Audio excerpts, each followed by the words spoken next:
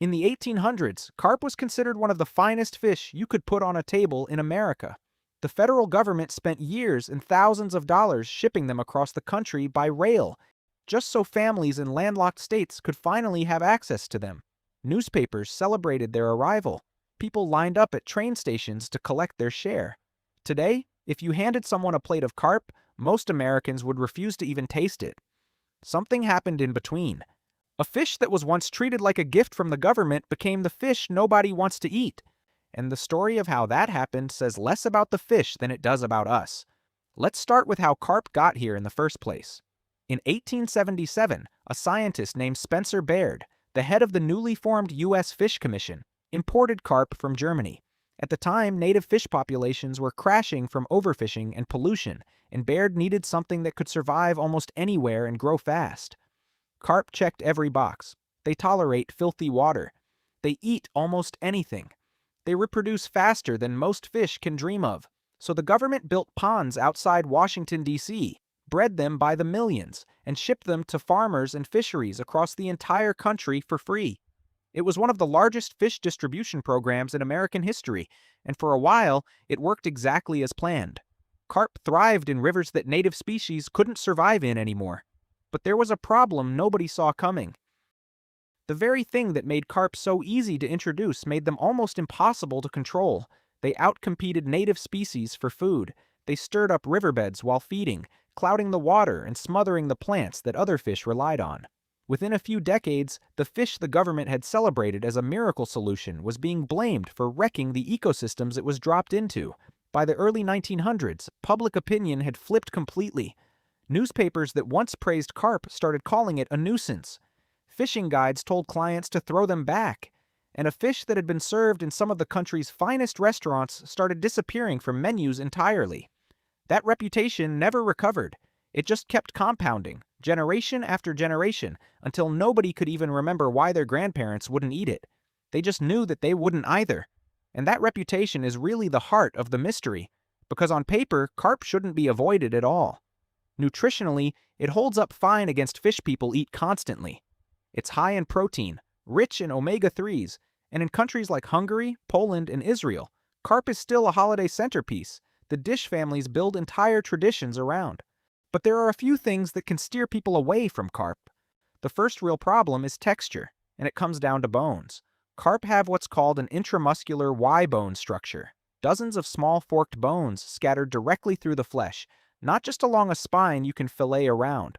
Removing them properly takes real skill and patience, the kind that gets passed down in cultures where carp is still eaten, and simply never took root in modern American kitchens built around quick, boneless cuts.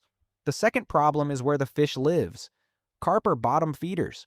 They root through mud and sediment, searching for food, and depending on the water quality, that can give the meat a muddy, earthy taste that most people find unpleasant on the first bite. Chefs in carp-eating cultures solve this with a step called purging, keeping the fish in clean water for days before cooking to flush out that flavor. It's an extra step almost nobody in America bothers to take for a fish they already didn't trust. And it's worth pointing out that carp hasn't lost its status everywhere. Walk through Prague or Warsaw in the days before Christmas, and you'll see it alive in tanks outside grocery stores, sometimes swimming in bathtubs at home for a day or two before the meal. Carp is the traditional centerpiece of Christmas Eve dinner across Central Europe, a tradition dating back centuries, tied to fasting customs that avoided red meat. In Israel, carp shows up gefilte fish style at Passover and other holidays. None of these cultures treat carp as inferior. They just never let the fish's reputation outrun its actual flavor the way America did. Which raises an odd question. If the exact same species can be a holiday delicacy on one continent and a fish nobody will touch on another, how much of bad taste was ever really about taste at all? But even solving both of those problems wouldn't undo the deeper issue, because by the time carp had a real image problem to fix, something far worse arrived to make it permanent. In the 1970s, fish farmers in the South imported a different group of carp species from Asia, silver carp and bighead carp, to keep algae and parasites under control in aquaculture ponds. They weren't meant to go anywhere near open water. But in the 1980s and 90s, catastrophic flooding across the Mississippi Basin overwhelmed containment ponds, and the fish escaped into the wild. What happened next is one of the fastest invasive species explosions ever documented in North America. Silver carp filter feed on plankton, the base of the entire aquatic food chain, and with no natural predators to slow them down, they multiplied at a staggering rate. In some stretches of the Illinois River, researchers estimate Asian carp now make up somewhere around 70% of the total fish biomass. Entire ecosystems have been reorganized around a fish that was never supposed to leave a fish farm. And these are the carp people picture when boats show up on the news. Dozens of fish leaping violently out of the water, startled by engine noise, smashing into boaters hard enough to break bones. That image did more to bury carp's reputation than a century of muddy flavor complaints ever could. Nobody wants to eat the fish they just watched try to knock someone unconscious on television. Here's where it gets genuinely strange though, because the fish causing all that chaos, silver and bighead carp, are barely even related to the muddy bottom feeder everyone blames for the taste problem. They're filter feeders. They eat plankton suspended in open water, not mud off the riverbed. Fisheries researchers at Virginia Tech and elsewhere have found their meat is actually mild, white, and flaky, closer to tilapia or cod than anything resembling the common carp's reputation.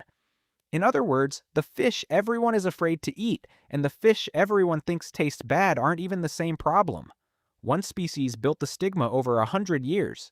A completely different species inherited it overnight, just because they share a name. That disconnect hasn't stopped people from trying to fix it, and the fixes have gotten creative.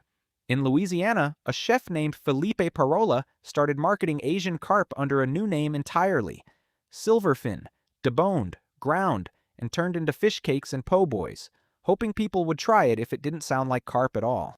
In Kentucky, a company called Two Rivers Fisheries built an entire commercial operation processing thousands of pounds of Asian carp a day. Most of it shipped overseas to markets in Asia and the Middle East, where the fish is still valued rather than feared. Government agencies have gotten involved, too. Several states now run bounty programs, paying commercial fishermen by the pound to pull Asian carp out of infested waterways, treating consumption less like a culinary choice and more like population control with a fork. The goal isn't really to convince Americans carp is delicious. It's damage control for an ecological problem that got out of hand decades ago. There's one more piece to this that rarely gets mentioned, and it's arguably the biggest reason commercial carp fishing never scaled back up in the rivers where it once thrived. Starting in the 1970s, environmental agencies began mandating regular testing for toxins in fish, mercury, PCBs, industrial runoff that had been accumulating for decades. Bottom-feeding fish like common carp, which live low in these polluted rivers and absorb contaminants directly from the sediment, consistently returned some of the highest contamination levels of any freshwater species tested. Suddenly, there was a legitimate, documented health reason layered on top of a century of cultural rejection. Even if a chef could solve the bones and solve the muddy taste, in a lot of these waterways, health advisories still recommend limiting how much carp you eat or avoiding it entirely depending on the river. The stigma had a factual backbone after all, just not the one anyone originally blamed it on. So carp ends up being a strange kind of fish, rejected for one reason at first, muddy flavor and bothersome bones, then rejected all over again for a completely different reason a century later, and finally validated by a third reason nobody saw coming when it started: genuine contamination risk in the same rivers where it thrives best. 3 separate problems from 3 separate eras, all stacking on top of the same fish until nobody could tell anymore which reason actually mattered. Meanwhile, the government spends money encouraging people to catch and eat it. Restaurants rebrand it under names that hide what it is. And somewhere in the Midwest, a fish that used to arrive by train as a celebrated delicacy is still leaping out of rivers by the millions, waiting for anyone willing to give it a second chance.